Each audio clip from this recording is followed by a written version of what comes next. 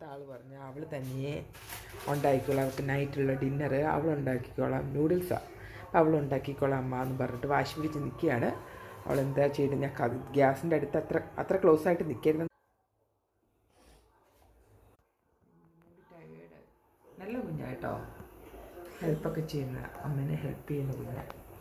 നാളെ annual day അല്ലേ, നേരത്തെ കിടന്ന് ഉറങ്ങിക്കോ. അത് പറ്റത്തില്ല.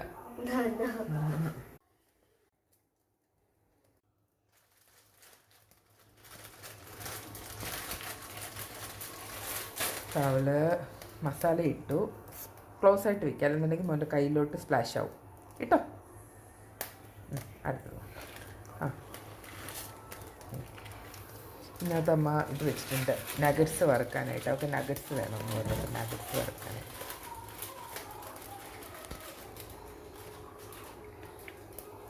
കുറച്ചെണ്ണം മതി, കുറച്ച് നഗറ്റ്സ് മതി. രണ്ടാമത്തെ നൂഡിൽസ് ഇടാം. കേട്ടോ, 4 പീസ് ഇട്ടോ. ഞാൻ ഇട്ടോ, കുഴപ്പമില്ല. വേണ്ട, ബിസ്കുട്ട് ഇട്ടോ. ബിസ്കുട്ട് ഓക്കെ. ഒരാൾക്ക് 2 എണ്ണം പെൻ്റെ നഗറ്റ് തീരുന്നതാണ്. ഒരാൾ തയ്യാറായി അവൾക്ക്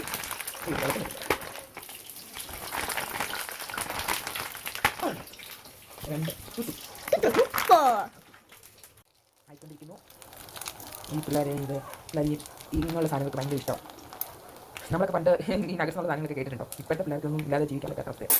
ഇവിടേക്കാണെങ്കിൽ കിട്ടാൻ പാടാം. ഞാൻ നമ്മുടെ പാമ്പനാർ എന്ന സ്ഥലമുണ്ട്, പാമ്പനാർ പറഞ്ഞ സ്ഥലത്ത് ഷോപ്പിൽ നിന്ന് മേടിച്ചത്. വളരെ റെയർ ആയിട്ട് കിട്ടുന്ന സാധനം. ഇവിടുന്ന് ആൾക്കാരൊന്നും ഇതൊന്നും കഴിക്കാറില്ല എന്ന് തോന്നുന്നു. ചോദിച്ചപ്പോൾ അവർ ചില ഷോപ്പിൽ ചോദിച്ചിട്ട് അതൊന്നും കേട്ടിട്ട് പോലുമില്ല ഈ സാധനം. അപ്പോൾ എന്തായാലും കടയിൽ കിട്ടി. ഇപ്പോൾ ഞാൻ കട അറിയാം, അതുകൊണ്ട് ഞങ്ങളുടെ പേരൊന്നും പറയുന്നില്ല. പറഞ്ഞു അതിൻ്റെ ഇതാണെന്ന് പറയണ്ട. എന്തായാലും സോസേജ് അങ്ങനെയുള്ള സാധനങ്ങളൊക്കെ അവിടെ കിട്ടും. ഒരാൾ നൂഡിൽസ് സ്മെല്ല് ചെയ്യും. Noodles ready. അവർക്ക് സിമ്പിളായിട്ടുള്ള നൂഡിൽസ് ഉണ്ടാക്കും, അല്ലാതെ ഒത്തിരി വെജിറ്റബിൾസ് അങ്ങനെ കഴിക്കത്തില്ല. ഓക്കെ വാ.